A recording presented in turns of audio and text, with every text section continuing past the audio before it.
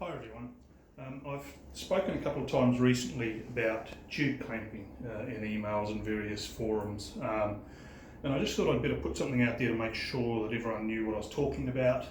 This may be teaching some of you how to suck eggs, and I apologise for that, but I'd rather have the information out there and not needed than needed and not out there. So tube clamping normally serves one purpose, although at the moment it serves two. So the first purpose that it serves for us at the moment in the era of coronavirus is safety. Safety for us.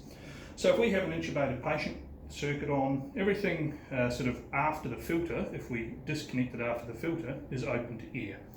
And we don't want that. Okay, so if we're transferring this patient to another ventilator, hospitals don't usually use our stress relievers, filters and so forth, we want to ensure that that is closed. Okay, so none of the bugs get out, we're not exposing ourselves unnecessarily to the virus. The other reason that we normally tube clamp, and it is very important in the coronavirus patients, is to maintain recruitment. So this only applies to paralysed ventilated patients. This is not for patients who are spontaneously breathing. Do not clamp tubes on a patient who is intubated and spontaneously breathing. You do not want to have negative pressure pulmonary edema or the sheer terror and horror that comes with not being able to breathe, whether they're aware of it or not.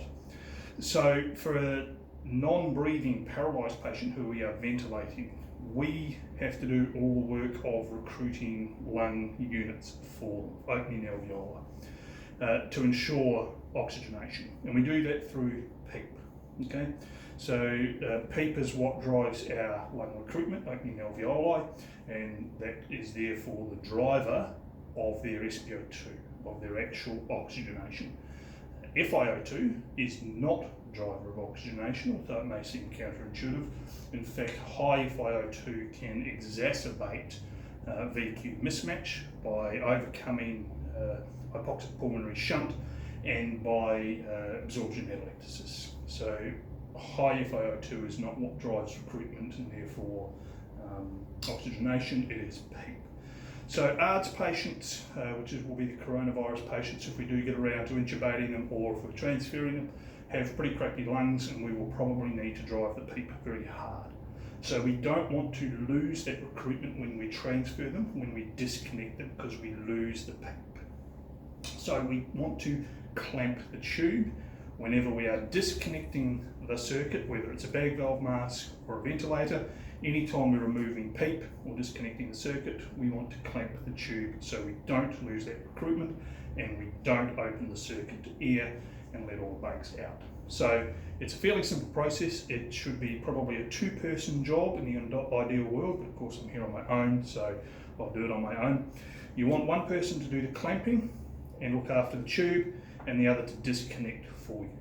So tube clamps, every hospital, every emergency department should have them, so use theirs. I don't know that we'll be able to get them for Ambulance Victoria, but they are a specific clamp which has an opening in the middle and smooth sides to the either side of the tines. You can use large artery forceps for it. If you do use artery forceps, make sure you put some oxygen tubing, so cut some oxygen tubing and put them over the tines so you don't damage the tube. So we want to clamp once we have a full lung, your lungs are full of oxygen, full of air. So with one person looking after the tube and the disconnect, the tube and the clamp, and the other squeezing the bag, or if you're on a ventilator, just time it. Squeeze bag or wait for the breath to go in on the ventilator, clamp the tube. Simple as that. So we want the lungs full, so they're fully recruited. It's almost a recruitment manoeuvre, although we're not going up to high enough PEEP to really do a recruitment manoeuvre, but it's certainly going to keep what lung units you've got open. This then will stop any air moving in or out. So that maintains that pressure, as I said, and it also stops all the bugs getting out. You can then disconnect, and you won't be spraying anything out there, and you won't be letting the lungs down.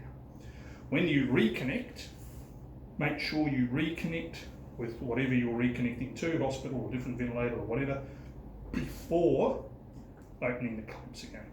And then you're good to go.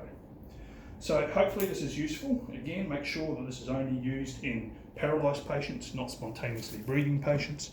Any questions, let me know. Cheers.